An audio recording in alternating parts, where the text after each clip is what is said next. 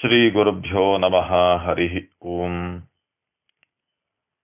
ಜಯ ಜಯ ಜಗತ್ರಾಣ ಜಗದೊಳಗೆ ಸುತ್ರಾಣ ಅಖಿಲ ಗುಣ ಸದ್ಧಾಮ ಮಧ್ವನಾಮ. ಅಖಿಲ ವೇದಗಳ ಸಾರವ ಧರಿಸಿ ಮುನ್ನತ ನಿಖಿಲ ವ್ಯಾಕರಣ ಶಾಸ್ತ್ರವನ್ನು ಪೇಳ್ದ. ಮುಖದಲ್ಲಿ ಕಿಂಚಿತ ಅಪಶಬ್ದ ಇವಗಿಲ್ಲೆಂದು ಮುಖ್ಯ ಪ್ರಾಣನ ರಾಮನನು ಕರೆಸಿದ. ಶ್ರೀ ಶ್ರೀಪಾದರಾಜರು ರಾಮಾಯಣದ ಅನೇಕ ಪ್ರಧಾನ ಘಟ್ಟಗಳನ್ನು ಆಯ್ದು ನಮಗೆ ಸುಂದರವಾದಂತಹ ಪರಿಕಲ್ಪನೆಯನ್ನ ಕೊಟ್ಟು ಉದ್ಧಾರ ಮಾಡ್ತಿದ್ದಾರೆ. ಹನುಮಂತ ದೇವರಿಗೂ ರಾಮದೇವರಿಗೂ ಎಂಥ ಸಂಬಂಧ ಇತ್ತು? ಹನುಮಂತ ದೇವರ ಬಗ್ಗೆ ನಾವು ನೀವು ಮಾತನಾಡುವುದು, ನಾವು ನೀವು ತಿಳಿದುಕೊಳ್ಳುವುದು, ಅವರ ಬಗ್ಗೆ ನಮ್ಮ ಅಭಿಪ್ರಾಯ ತಿಳಿಸುವಂತಹದ್ದು ಯಾವುದೂ ಮಹತ್ವ ಅಲ್ಲ, ಅದು ಸಾಧಕವೂ ಅಲ್ಲ.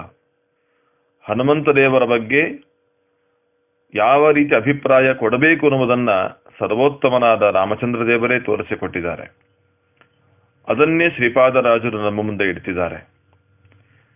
ಒಬ್ಬ ವ್ಯಕ್ತಿಯನ್ನ ಚೆನ್ನಾಗಿ ಅರ್ಥೈಸಿಕೊಳ್ಬೇಕಾದ್ರೆ ಪೂರ್ಣ ವ್ಯಕ್ತಿತ್ವವನ್ನು ಹೊಂದಿದವರು ಮಾತ್ರ ಅವನ ಬಗ್ಗೆ ತಿಳ್ಕೊಂಡು ಪರಿಚಯ ಮಾಡಬಲ್ಲರು, ಕೊಡಬಲ್ಲರು. ನಮ್ಮನ್ನೇ ನಾವು ಸರಿಯಾಗಿ ಅರ್ಥ ಮಾಡಿಕೊಳ್ಳದೇ ಇರುವವರು ಇನ್ನೊಬ್ಬರ ವ್ಯಕ್ತಿತ್ವವನ್ನು ಅರ್ಥೈಸಿಕೊಳ್ಳಿಕ್ಕೆ ನಮ್ಮಿಂದ ಆಗೋದಿಲ್ಲ. ಹನುಮಂತ ದೇವರ ವ್ಯಕ್ತಿತ್ವ ಎಂಥದ್ದು ಅಂತ ತಿಳಿಸ್ಲಿಕ್ಕೆ ರಾಮಚಂದ್ರ ದೇವರೇ ಸಮರ್ಥರು. ರಾಮಚಂದ್ರ ದೇವರಿಗೆ ಪ್ರತಿಯೊಬ್ಬ ಜೀವಿಯ ಸಂಪೂರ್ಣವಾದಂತಹ ಜ್ಞಾನ, ಅರ್ಥಾತ್ ಒಬ್ಬೊಬ್ಬ ಜೀವಿಯ ಯೋಗ್ಯತೆ ಸ್ಪಷ್ಟವಾಗಿ ಗೊತ್ತಿರುವಂತಹದ್ದು. ಅದರಲ್ಲಿ ಜೀವೋತ್ತಮರಾದ ಹನುಮಂತ ದೇವರ ಜ್ಞಾನ, ಭಕ್ತಿ, ವೈರಾಗ್ಯ ಎಲ್ಲವೂ ಕೂಡ ಗೊತ್ತಿದೆ. ಹಾಗಾಗಿ ಅವರ ಬಗ್ಗೆ ಸ್ಪಷ್ಟವಾಗಿ ಮಾತನಾಡುವುದು ಅದು ರಾಮದೇವರಿಗೆ ಹೇಳಿಸಿದಂತಹದ್ದು. ರಾಮದೇವರು ಏನು ಹೇಳ್ತಾರೆ ಹನುಮಂತ ದೇವರ ಬಗ್ಗೆ? ತುಂಬಾ ಸುಂದರವಾದದ್ದು. ಜೀವೋತ್ತಮರಾದ ಹನುಮಂತ ದೇವರ ಬಗ್ಗೆ ಸರ್ವೋತ್ತಮನಾದ ರಾಮದೇವರ ಒಂದು ವಿಶೇಷವಾದ ಅನಿಸಿಕೆ, ವಿಶೇಷವಾಗಿರುವಂತಹ ಭಾವನೆ, ಅದನ್ನ ಶ್ರೀಪಾದರಾಜರು ನಮೂದನೆ ಮಾಡ್ತಿದ್ದಾರೆ. ರಾಮಾಯಣದಲ್ಲಿ ನಾವು ಕೇಳ್ತೇವೆ, ಸೀತಾದೇವಿಯರನ್ನ ಕಳೆದುಕೊಂಡಂತೆ ನಟನೆ ಮಾಡ್ತಾ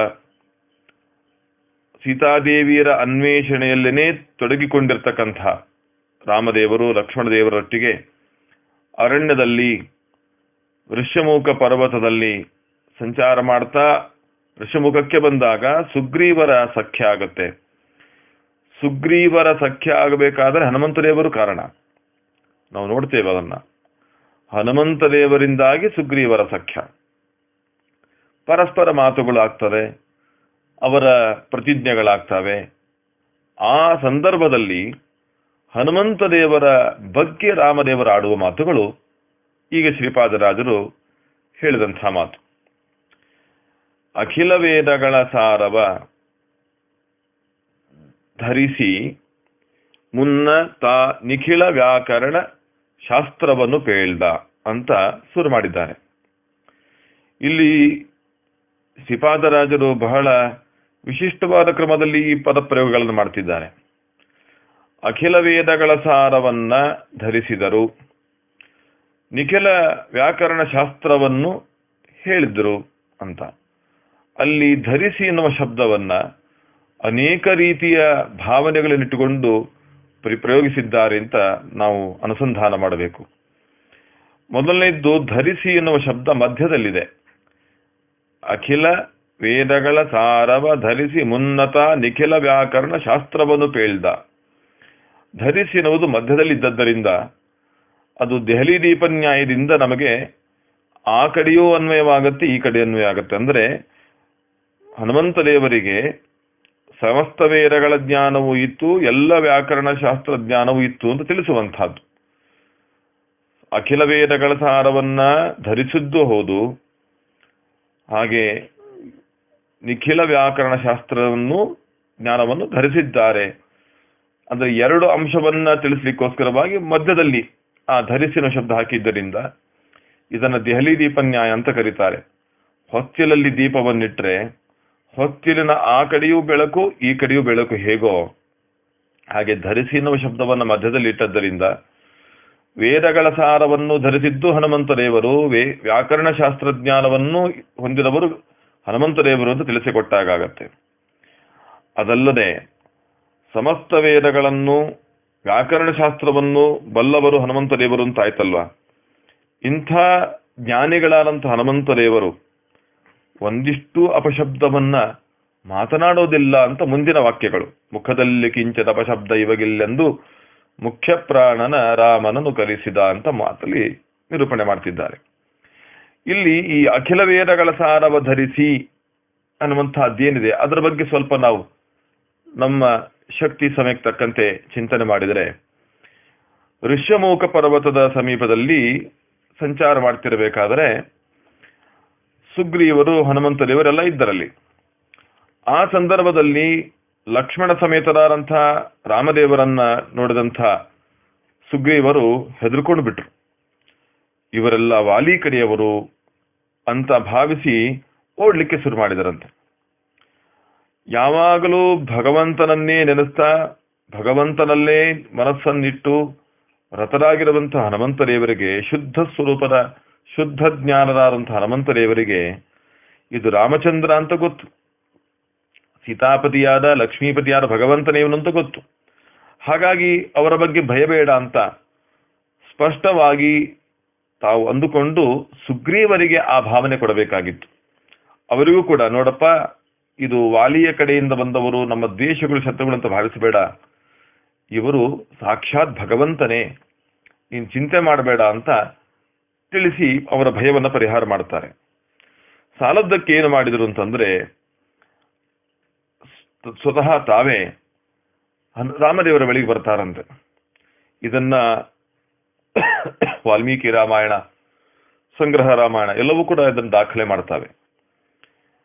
ಏನು ಮಾಡಿದರು, ಒಂದು ಸನ್ಯಾಸ ವೇಷವನ್ನು ಧಾರಿಸಿಕೊಂಡು ಬಂದರಂತೆ. ಅವರು ಕಪಿರೂಪದಿಂದ ಬಂದಂತಹವರು, ಪ್ರಾಣದೇವರು ಕಪಿರೂಪದಿಂದ ಅವತಾರ ಮಾಡಿದ್ದಾರೆ. ಹನುಮಂತ ದೇವರ ರೂಪ ಕಪಿರೂಪ ನಮಗೆಲ್ಲ ಗೊತ್ತಿದೆ. ಆದರೆ ಆ ಸಂದರ್ಭದಲ್ಲಿ ರಾಮದೇವರ ಬಳಿಗೆ ಹೋಗುವ ಸಂದರ್ಭದಲ್ಲಿ ಅವರು ಭಿಕ್ಷು ರೂಪದಿಂದ ಸನ್ಯಾಸ ವೇಷದಿಂದ ಬಂದರಂತೆ. ಕಪಿರೂಪಂ ಪರಿತ್ಯಜ್ಯ ಹನುಮಾನ್ ಮಾರುತಾತ್ಮಜ ಭಿಕ್ಷುರೂಪಂ ತಥೋ ಭೇಜೆ ಶತಬುದ್ಧಿತಯಾ ಕಪಿಹಿ ಅಂತ ವಾಲ್ಮೀಕಿ ರಾಮಾಯಣ ಹೇಳಿದರೆ, ಸಭಿಕ್ಷು ವೇಷೋ ಹನುಮಾನ್ ಸ್ವವೇಷಂ ವಿಹಾಯ ವಿಶ್ವೇಶ್ವರ ಪಾರ್ಶ್ವಮಾಪ್ಯ ಅಂತ ಸಂಗ್ರಹ ರಾಮಾಯಣದಲ್ಲಿ ದಾಖಲೆ ಮಾಡ್ತಾರೆ. ತಾತ್ಪರ್ಯ ಏನು ಅಂತಂದ್ರೆ, ಭಿಕ್ಷು ರೂಪದಿಂದ ಅಂದ್ರೆ ವೈರಾಗ್ಯಾದಿ ಗುಣ ಸಮೇತರಾದಂತಹ ಜ್ಞಾನಿ ಭಗವಂತನಿಗೆ ತುಂಬಾ ಇಷ್ಟನಾದವನು. ಜ್ಞಾನಿ ಪ್ರಿಯತಮೋ ತೋಮೆ ಅಂತ ನಾವು ನೋಡ್ತೇವೆ. ತುಂಬಾ ಇಷ್ಟನಾದವನು ಯಾರು ಭಗವಂತನಿಗೆ ಅಂದ್ರೆ ಜ್ಞಾನಿ. ಜ್ಞಾನಿ ಅಂತಂದ್ರೆ ಆಧ್ಯಾತ್ಮ ಜ್ಞಾನ, ಭಗವತ್ ತತ್ವಜ್ಞಾನವನ್ನ ಪಡೆದವನು. ಆ ಜ್ಞಾನ ಪಡೆಯಬೇಕಾದ್ರೆ ಅವನು ವಿರಕ್ತನಾಗಿರ್ಲೇಬೇಕು. ಶುದ್ಧ ವಿರಾಗಿಯಾಗಿದ್ದರೆ ಮಾತ್ರ ತತ್ವಜ್ಞಾನ ಬರಲಿಕ್ಕೆ ಸಾಧ್ಯ.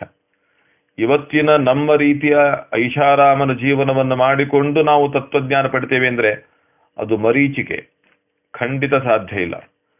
ಶ್ರೀಪಾದರಾಜರು ಇಷ್ಟು ಅದ್ಭುತವಾದ ತತ್ವಜ್ಞಾನವನ್ನು ಕೊಡ್ತಿದ್ದಾರೆ ಅಂದ್ರೆ ಅವರ ನೈಷಾರಾಮನ ಜೀವನದಲ್ಲಿದ್ರ, ಅವರು ಪೂರ್ಣ ವಿರಕ್ತರಾಗಿದ್ರು.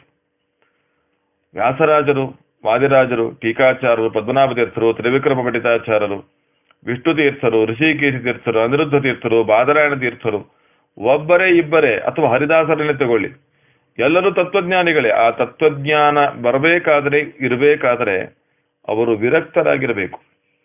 ವಿರಕ್ತಿ ಇದ್ದರೆ ಮಾತ್ರ ಅಂತಃಕರಣ ಶುದ್ಧವಾಗಿ ಒಳಗೆ ತತ್ವಜ್ಞಾನ ಬರಲಿಕ್ಕೆ ಅವಕಾಶ ಇದೆ. ಒಳಗೆ ಕಶ್ಮಲ ಇದ್ದಾಗ ಅಹಂಕಾರ, ಮಮಕಾರ, ಕಾಮಕ್ರೋಧಾದಿಗಳು ತುಂಬಿಕೊಂಡಿದ್ರೆ ತತ್ವಜ್ಞಾನದಿಂದ ಬರಬೇಕು. ಪಾತ್ರೆಯಲ್ಲಿ ಗಲೀಜಿದ್ರೆ, ಹೊಲಸಿದ್ರೆ ಶುದ್ಧ ನೀರು ಬರಲಿಕ್ಕೆ ಅವಕಾಶ ಇಲ್ಲ. ಶುದ್ಧವಾದ ನೀರು ಪಾತ್ರೆಯಲ್ಲಿ ಬರಬೇಕಾದ್ರೆ ಒಳಗಿರುವಂತಹದ್ದು ಹೊರಗೆ ಹೋಗ್ಬೇಕಷ್ಟೆ.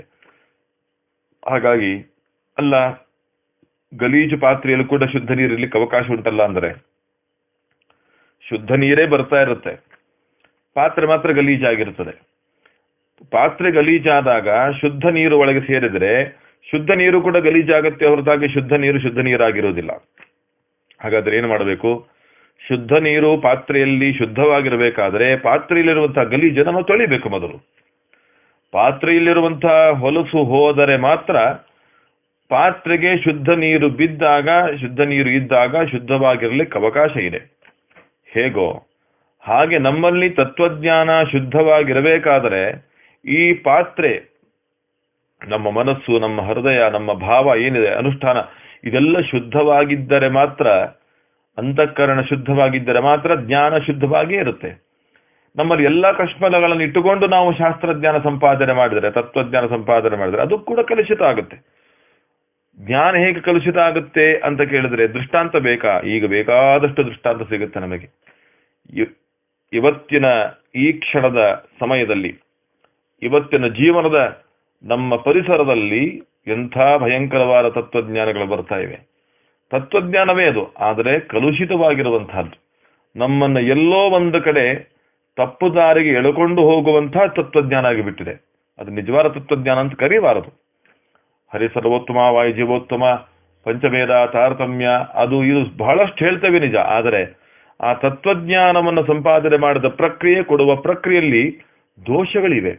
ಪರಿಣಾಮವಾಗಿ ಈ ತತ್ವಜ್ಞಾನ ನಮ್ಮ ಸಮಾಜವನ್ನ, ನಮ್ಮನ್ನ ರಕ್ಷಣೆ ಮಾಡ್ತಾ ಇಲ್ಲ. ಗಲಭೆ, ಗೊಂದಲ ಮತ್ತೆ ವಿವಾದಗಳು ಇದರಲ್ಲೇ ಹೋಗ್ತಾ ಇದೆ ಹೊರತಾಗಿ ಶುದ್ಧ ನಿರ್ಣಯ, ಶುದ್ಧ ತತ್ವಜ್ಞಾನ, ಶುದ್ಧ ಭಾವದ ಅನುಷ್ಠಾನ ನಮ್ಮಲ್ಲಿ ಉಳಿತಾ ಇಲ್ಲ. ಬಂದಿದೆಯೋ ಎಲ್ಲರೂ ಆತ್ಮಾವಲೋಕನ ಮಾಡಿಕೊಳ್ಳೋಣ, ಈ ಕ್ಷಣಕ್ಕೂ ಕೂಡ. ಇದು ದುಃಖದಾಯಕ ಸಂಗತಿ. ನೆನಪಾಯಿತು ಪ್ರಾಸಂಗಿಕವಾಗಿ ಹೇಳದಷ್ಟೇ. ಶ್ರೀಪಾದರಾಜರು ಶುದ್ಧ ತತ್ವಜ್ಞಾನವನ್ನು ಕೊಡ್ತಿದ್ದಾರೆ. ಅವರು ಪೂರ್ಣ ವಿರಕ್ತರಾಗಿದ್ರು. ಎಲ್ಲಿ ವಿರಕ್ತಿ ಇರುತ್ತೋ, ಕಾಮಕ್ರೋಧಾದಿಗಳಿಗೆ ಅವಕಾಶ ಇರುವುದಿಲ್ಲವೋ ಅಲ್ಲಿ ಮಾತ್ರ ತತ್ವಜ್ಞಾನ ಇರುತ್ತೆ. ಇದು ಇಡೀ ಸಾಧಕ ಪ್ರಪಂಚದಲ್ಲಿ ನೋಡಬಹುದು ನಾವು. ಇದಕ್ಕೆ ಸ್ಫೂರ್ತಿ ಕೊಟ್ಟವರು ಯಾರು? ಹನುಮಂತದೇವರು. ಹನುಮಂತದೇವರು ರಾಮದೇವರ ಬಳಿ ಬರಬೇಕಾಗಿದೆ. ಅವರು ಬರುವಾಗ ಏನು ಮಾಡಿದರು? ವೈರಾಗ್ಯಾದಿ ಗುಣ ಸಮೇತವಾದಂಥ ಜ್ಞಾನಿಯ ವೇಷವನ್ನು ಹಾಕಿಕೊಂಡು ಬರ್ತಾರಂತೆ. ಯಾಕೆ? ಅವನಿಗೆ ಅದೇ ಇಷ್ಟ. ಸಕಲ ವೇದಗಳ ಸಾರವೇ ನಮ್ಮ ದೇವರು. ಅಂಥ ಭಗವಂತನ ಗುಣೋತ್ಕರ್ಷ ಜ್ಞಾನವನ್ನ ಮಾಡಿಸಿಕೊಟ್ಟು ಸ್ವೋಚಿತ ಕರ್ಮಗಳ ಆಚರಣೆ ಹೇಗೆ ಮಾಡಬೇಕು, ವೈರಾಗ್ಯ ಸಂಪಾದನೆ ಹೇಗೆ, ವೈರಾಗ್ಯದ ಪ್ರಕ್ರಿಯೆ ಹೇಗೆ, ಇದೆಲ್ಲವನ್ನ ತಿಳಿಸಿಕೊಡುವಂತಹದ್ದೇ ವೇದಗಳ ಮುಖ್ಯ ಉದ್ದೇಶ. ಆದ್ದರಿಂದ ಅದನ್ನ ತಿಳಿದು ನಾವು ಅದರ ಪ್ರಕಾರವಾಗಿ ನಡೆದರೆ, ಶ್ರುತಿ ಸ್ಮೃತಿ ಹರೇರಾಜ್ಞೆ ಅಂತ ಹೇಳಿದ ಪ್ರಕಾರ ನಾವು ನಡೆದರೆ ಆಗೇನಾಗುತ್ತೆ? ನಮಗೆ ಸುಖ ಪ್ರಾಪ್ತಿಯಾಗುತ್ತೆ. ಇದೆಲ್ಲ ಸಂಕೇತವನ್ನಿಟ್ಟುಕೊಂಡು, ಇದೆಲ್ಲದರ ವಿಷಯವನ್ನು ಮನಸ್ಸಲ್ಲಿಟ್ಟುಕೊಂಡು ಹನುಮಂತ ದೇವರು ಭಿಕ್ಷು ವೇಷವನ್ನು ಹಾಕಿಕೊಂಡು ರಾಮದೇವರ ಬಳಿ ಹೋದರಂತೆ. ಅದೆಲ್ಲರ ಚಿಂತನೆಯನ್ನೇ, ಅಂದ್ರೆ ವೇದ, ಶ್ರುತಿಗಳು, ಸ್ಮೃತಿಗಳು ಯಾವ ರೀತಿ ತತ್ವಜ್ಞಾನ ಮಾರ್ಗವನ್ನು ಉಪದೇಶ ಮಾಡ್ತಾ ಇವೆ, ಆ ವಿಷಯವನ್ನ ಸಂಕೇತಿಸಿಕೊಂಡು ಹನುಮಂತ ದೇವರು ಭಗವಂತನ ಬಳಿ ಭಿಕ್ಷು ವೇಷವನ್ನು ಹಾಕಿಕೊಂಡು ಬಂದ್ರು ಎನ್ನುವ ಪರಿಕಲ್ಪನೆಯನ್ನ ಶ್ರೀಪಾದರಾಜರು ಕೊಡ್ತಾರೆ. ಅಖಿಲ ವೇದಗಳ ಸಾರವ ಧರಿಸಿ. ಧರಿಸಿ ಅಂದ್ರೆ ಶಾಸ್ತ್ರಜ್ಞಾನವನ್ನು ಹೊಂದಿಕೊಂಡು ಅಂತ ಒಂದರ್ಥ, ಇನ್ನೊಂದು ಅಖಿಲ ವೇದಗಳ ಸಾರ, ಅದರ ನಿಜವಾದ ಸ್ಫೂರ್ತಿ, ಅದರ ನಿಜವಾದ ಉದ್ದೇಶ ಏನಿದೆ ಅದೆಲ್ಲದರ ಸಂಕೇತವೇ ಈ ಸನ್ಯಾಸಿ ವೇಷ. ಭಗವಂತನಿಗೆ ಇಷ್ಟವಾಗಿರುವಂತಹದ್ದು ಅದನ್ನ ಧರಿಸಿಕೊಂಡು ಅವರಲ್ಲಿಗೆ ಬಂದರು. ಅರ್ಥಾತ್ ಭಗವಂತನಿಗೆ ಇಷ್ಟವಾಗಬೇಕಾದ್ರೆ ಈ ರೀತಿಯ ಪ್ರವೃತ್ತಿ ಇರಲಿ ಅಂತ ತೋರಿಸಿಕೊಟ್ಟವರು ಹನುಮಂತದೇವರು. ಹಾಗಾಗಿ ರಮಾಪತಿಂ ರಾಮತನುಂ ದದರ್ಶ ಅಂತ ನಾವು ಹೇಳ್ತೇವೆ ಮಧ್ವವಿಜಯದಲ್ಲಿ. ಆ ರೀತಿ ಭಗವಂತನ ದರ್ಶನವನ್ನು ಮಾಡಿದರು ಅಂತ ಸಂಗ್ರಹ ರಾಮಾಯಣ ಮತ್ತು ವಾಲ್ಮೀಕಿ ರಾಮಾಯಣ ಹೇಳ್ತವೆ. ಇದನ್ನ ಶ್ರೀಪಾದರಾಜರು ಅಖಿಲ ವೇದಗಳ ಸಾರವ ಧರಿಸಿ ಅಂತ ಹೇಳ್ತಾರೆ. ಇಂಥ ಹನುಮಂತದೇವರು ಏನು ಮಾಡಿದರು ಮುಂದೆ ಅದನ್ನ ನಾಳೆ ಚಿಂತನೆ ಮಾಡೋಣ. ಶ್ರೀಕೃಷ್ಣಾರ್ಪಣವತ್ತು. ಶ್ರೀಮಧ್ವೇಶಾರ್ಪಣ.